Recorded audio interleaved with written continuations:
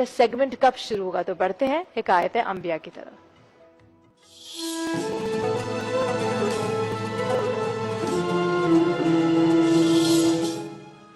آج حکایت انبیاء میں میرے ساتھ نئے مہمان ہیں، میرے ساتھ یہاں موجود ہیں مفتی، میرے ساتھ یہاں موجود ہے مولانا محمد عدیل صاحب۔ السلام علیکم۔ وعلیکم السلام ورحمۃ اللہ وبرکاتہ۔ عدیل صاحب، آج ہم کس پروفٹ کا واقعہ سنیں گے؟ آج ہم اپنے پیارے بچوں کو حضرت عزیر علیہ السلام کا واقعہ بیان کریں گے۔ بچوں، حضرت عزیر علیہ السلام بنی اسرائیل کے انبیاء میں سے تھے۔ بنی اسرائیل کی جو قوم تھی نا، بہت شرارتی قوم تھی، اپنے انبیاء کو تنگ کرتی تھی، اللہ کی نافرمانیاں کرتی تھی۔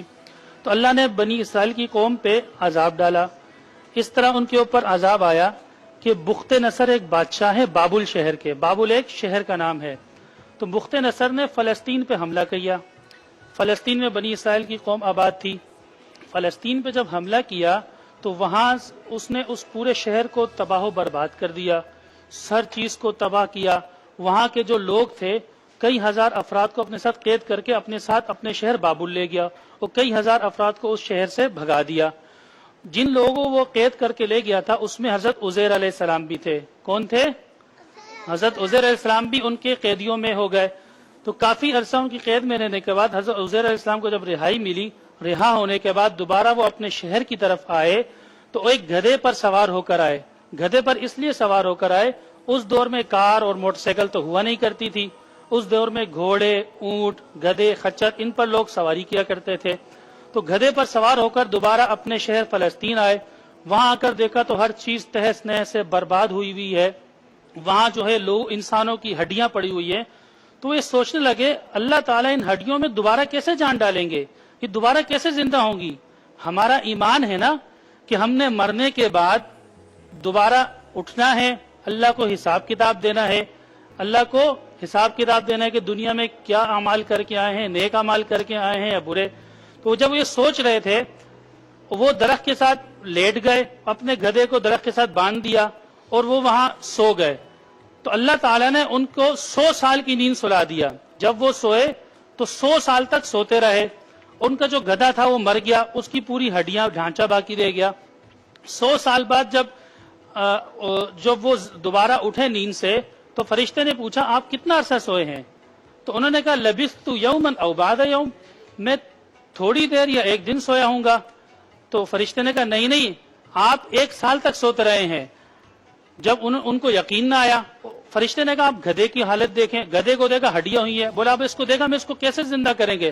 اللہ تعالیٰ قرآن فرماتے وانظر الی حمارک وَلِنَجْعَلَكَ آیَةً لِلنَّاسِ وانظر الی العظام کیف ننشزها ثم نکسوها لحما۔ تو وہ دیکھتے گئے گدھے کے اوپر ہڈیوں کا ڈھانچہ کھڑا ہوا، ہڈیوں کے ڈھانچے کے اوپر گوشت بننا شروع ہو گیا، اس گوشت کے اوپر گدھے کی کھال آئی، کھال کے اوپر بال آئی، گدھا صحیح سالم زندہ ہو گیا۔ جب حضرت عزیر علیہ السلام نے گدھے کو دیکھا اپنی آنکھوں سے کہ دوبارہ زندہ ہوا ہے، انہوں نے بے اختیار ان کی زبان سے نکلا ان اللہ علی کل شیء قدیر، بے شک اللہ ہر چیز پر قادر ہے۔ جب وہ گدھا جب دوبارہ زندہ ہوئے 100 سال بعد اٹھے ہیں، اپنے گھر کی تلاش میں نکلے حضرت عزیر علیہ السلام، اپنے گھر گئے اور وہاں جا کر دیکھتے ہیں ایک بوڑھیا عورت ملتی ہے۔ ان بوڑھیا عورت کی عمر 120 سال تھی۔ حضرت عزیر علیہ السلام چونکہ جب سوئے تو ان کی عمر 40 سال تھی، وہ اسی طرح نوجوان تھے، اللہ کی نشانی تھی۔ نوجوان 40 سال کے تھے، وہ بڑھیا عورت کو کہتے ہیں کیا یہ عزیر کا گھر ہے؟ بڑھیا نے کہا سبحان اللہ، یہ کون ہے جو عزیر کا نام لے رہا آج 100 سال کے بعد؟ انہوں نے کہا میں عزیر ہی ہوں۔ بڑھیا نے کہا ہم کیسے یقین کرے گا آپ حضرت عزیر علیہ السلام ہیں؟ تو بڑھیا نے کہا کہ اگر آپ عزیر ہیں تو آپ حضرت عزیر تو مستجاب الدعوات تھے، ان کی ہر دعا اللہ تعالیٰ قبول کرتے رہے، آپ دعا کریں میری آنکھوں کی بینائی واپس آ جائے۔ حضرت عزیر نے دعا کی، ان کی آنکھوں کی بینائی واپس آ گئی اور وہ صحیح ہو گئی۔ تو ان کو یقین آ گیا، تو عزیر ہی انہوں نے دیکھ بھی لیا، پہچان بھی لیا۔ پھر وہ بڑھیا ان کو ان کے بیٹے کے پاس لے گئی۔ ان کے بیٹے اس وقت 118 سال کے تھے اور حضرت عزیر علیہ السلام 40 سال کے۔ اللہ نے ان کو ایسی حکمت، ایسا سمجھایا کہ اللہ ہر چیز پر ایسا قادر ہے، مرنے کے بعد دوبارہ زندہ بھی کیا اور ایسی نشانی بھی دکھے۔ ان کے بیٹے کی عمر 118 سال اور یہ خود نوجوان 40 سال کے۔ جب ان کے بیٹے کے پاس گئے، بیٹے نے کہا، ان کی بڑھیا نے بیٹے کو بتایا کہ یہ آپ کے ابا ہیں عزیر السلام۔ بیٹے نے کہا ہم کیسے یقین کریں؟ تو پھر بیٹے نے کہا اچھا ہمیں ایک بات یاد ہے، ہمارے ابا کے کندھے کے پیچھے ایک تل تھا جو چاند نما تھا، چاند نما ایک تل تھا، اگر یہ ہمیں وہ دکھا دیں ہم یقین کر لیں گے۔ حضرت عزیر نے اپنی قمیض اتاری اور دیکھا تو چاند نما تل تھا، ان کے بیٹے کو یقین آ گیا.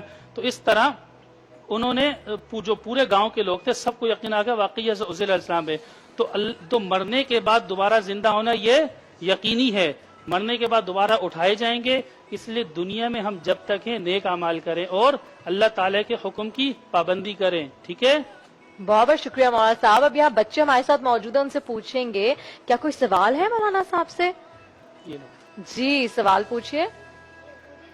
لاؤڈلی، آواز نہیں آ رہی، زور سے پوچھیے. یہودی حضرت عزیر علیہ السلام کو کیا کہتے تھے؟ جب حضرت عزیر علیہ السلام اپنی قوم میں گئے تھے تو کسی نے کہا تھا اگر آپ عزیر ہیں تو آپ کو تورات زبانی یاد ہوگی، کیونکہ اس دور میں حضرت عزیر کو تورات زبانی یاد تھی. حضرت عزیر علیہ السلام نے جب تورات زبانی ان کو سنا دی تو وہاں کے لوگوں میں یہ مشہور ہو گیا یہ اللہ کا بیٹا ہے. تو سورۃ توبہ کی آیت نمبر 30 ہے، وقالت الیہود عزیر ابن اللہ، یہودی کہتے تھے یہ اللہ کے بیٹے ہیں. اور کوئی سوال؟ اوکے جی، ویری گڈ. آج کے بچے بہت اچھے، روزانہ ہی بچے بہت اچھے ہوتے ہیں.